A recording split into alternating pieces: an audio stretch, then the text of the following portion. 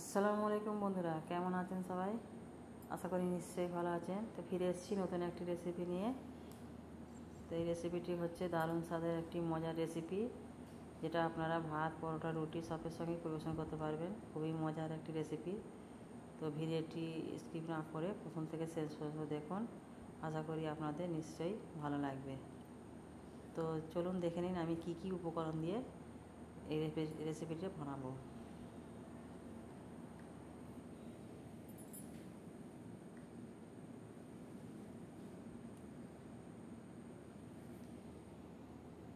তো দেখুন, এখানে আমি বরবটি কড়াই কিছুটা নিয়েছি, আর কিছুটা আলু নিয়েছি, আর অল্প পরিমাণে একটু কুমড়ো নিয়েছি। তো চুলোয় এখানে আমি একটা কড়া বসিয়ে দিয়েছি, আর খুবই অল্প পরিমাণে একটু তেল দেবো। তেলটা গরম হয়ে গেছে, এখানে আমি সব বরবটি কড়াইগুলো ঢেলে ভেজে নেব।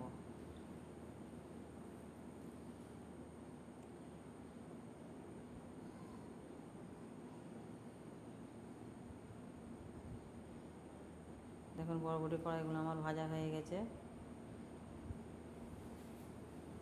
এগুলো সব তুলে নেব। তো এই তেলেই দিয়ে দেবো আলুগুলো এবার লাল লাল করে ভেজে নেব। আর এক চুটকি সামান্য একটু হলুদ দেবো কালারের জন্য। তো এটা আমি ভালো করে লাল লাল করে ভেজে নেব। দেখুন, আমার আলুগুলো ভাজা হয়ে গেছে, আর তুলে নেব। এই তেলেই দিয়ে দেবো কুমড়োগুলো। তো কুমড়োগুলো দিয়ে এগুলো খুব ভালো করে লাল লাল করে ভেজে নেব। দেখুন, আমার কুমড়োগুলো ভাজা হয়ে গেছে। আর এতে সামান্য তেল অ্যাড করব। তেলটা দিয়ে এখানে দিয়ে দেবো 1 চামচ 5 ফোড়ন, আর দিয়ে দেবো 2 শুকনো লঙ্কা। তো এগুলো ভালো করে নেড়ে নেব। নাড়া দেখুন, এখানে একটা পেঁয়াজ কুচি দিয়ে দিয়েছি। পেঁয়াজ কুচিটা দিয়ে এর সঙ্গে ভালো করে নেড়ে নেব। আর এখানে আর একটা টমেটো কুচি দিয়ে দেবো। টমেটো কুচির সঙ্গে ভালো করে নেড়ে নেব।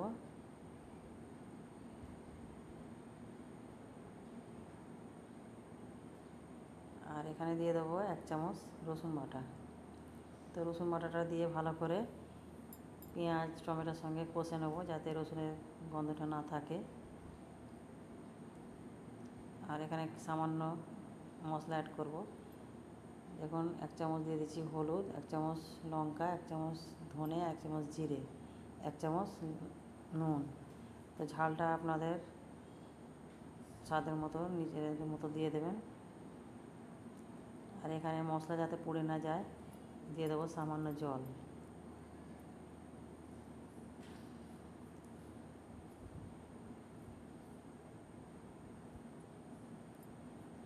আর এখানে দিয়ে দেবো আলু, কুমড়ো আর বরবটি যে ভেজে রেখেছিলাম, সেগুলো সব দিয়ে ভালো করে মশলার সঙ্গে কষে নেব।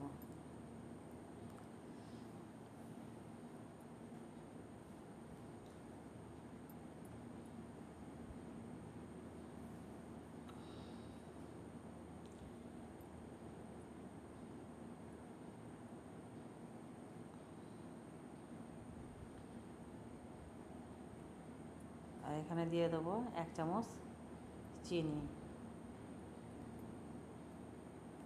চিনিটা দিয়ে ভালো করে কষে নেব।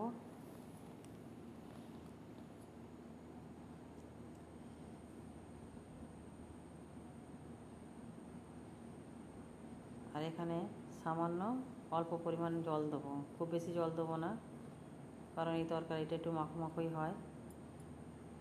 জাস্ট আলু আর কুমড়োটা একটু সিদ্ধ করার জন্য।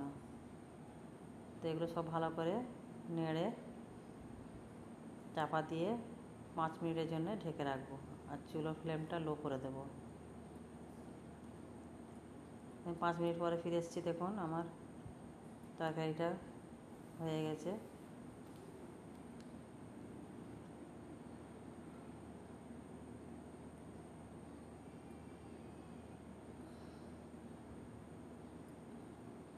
আমার কুমড়ো আলুও সব সিদ্ধ হয়ে গেছে। তো আমার রান্নাটা এখানে হয়ে গেছে। চলুন আপনাদের এবারে পরিবেশন করে দেখাই।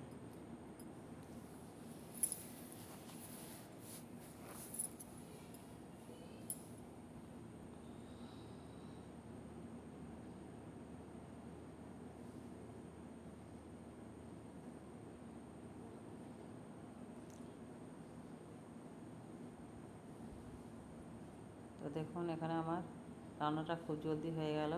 একটা দারুণ স্বাদের নিরামিষ তরকারি। তো আপনারা এটা বাড়িতে অবশ্যই একবার বানিয়ে দেখুন। ছোট থেকে বড় সবাই পছন্দ করবে। যারা বরবটি কড়াই খেতে চান না তারাও খাবে। তো আমার এই রেসিপিটা যদি ভালো লেগে থাকে অবশ্যই কমেন্ট করে জানাবেন।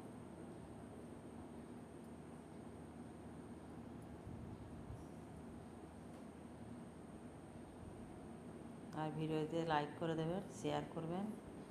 আর যে সকল বন্ধুরা প্রথম থেকে শেষ পর্যন্ত দেখেন তাদের অসংখ্য ধন্যবাদ। আর যে সকল বন্ধুরা নতুন আছেন তারা আমার চ্যানেলটিতে সাবস্ক্রাইব করে দেবেন আর আমার পাশে থাকবেন।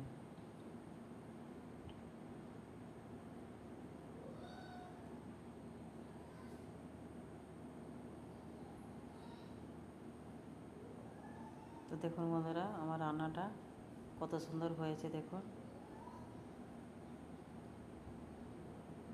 একদম লোভনীয় হয়েছে। তো আপনারা অবশ্যই এরকমভাবে বানিয়ে খেয়ে দেখুন, খুবই ভালো লাগবে। ভিডিওটি এখানেই শেষ করছি, ফিরে আসছি অন্য একটি ভিডিও নিয়ে। আসসালামু আলাইকুম।